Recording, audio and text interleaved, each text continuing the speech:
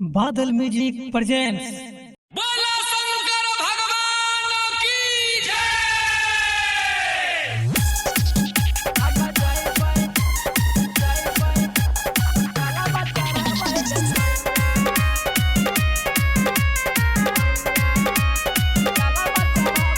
Music by Mantu Manish. Badal recording studio Khagaria. कांधे पे काबर उठाई लेबै, अपन मनसा पुराई लेबै।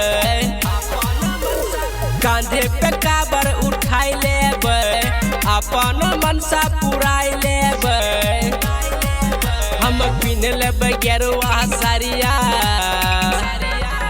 हम जइबै देवघर नगरिया हो। सुना जाला बच्चा रहबै सैया, हम जइबै देवघर नगरिया हो। सुना जाला बच्चा रहबै सैया।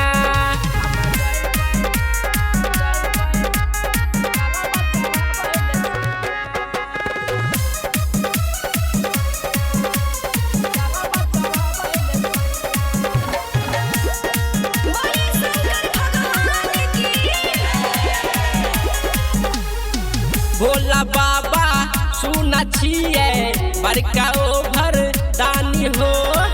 हमरो मन पूरा कर देते जानी हो। भोला बाबा सुना छिए बड़का ओभर दानी हो। हमरो मन पूरा कर देते जानी हो। हम बन जेबै सुना कबरिया,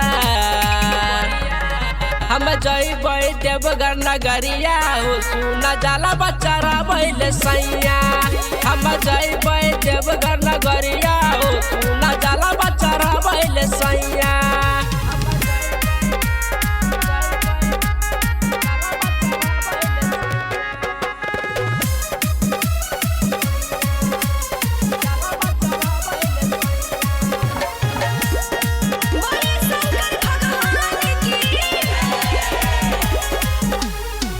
बचपन से मन करे जइबै बाबा धाम हो।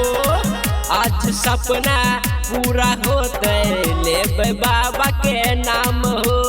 लेबै बाबा के बचपन से मन करे जइबै बाबा धाम हो।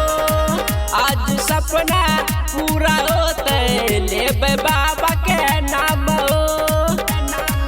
सुना सैया प्यारिया, हम जइबै देवघर नगरिया हो। सुना जाला बच्चा रहबै सैया, हम जइबै देवघर नगरिया हो। सुना जाला बच्चा रहबै सैया। कांधे पे काबर उठाई लेबै, अपन मनसा पुराई लेबै। कांधे पे काबर उठाई लेबै, अपन मनसा पुराई लेबै। हम पिन लेबै गेरुआ साड़िया, हम जइबै देवघर नगरिया हो। सुना जाला बच्चा रहबै सैया, हम जइबै देवघर नगरिया हो। सुना जाला बच्चा रहबै सैया। बादल रिकॉर्डिंग स्टूडियो खगड़िया।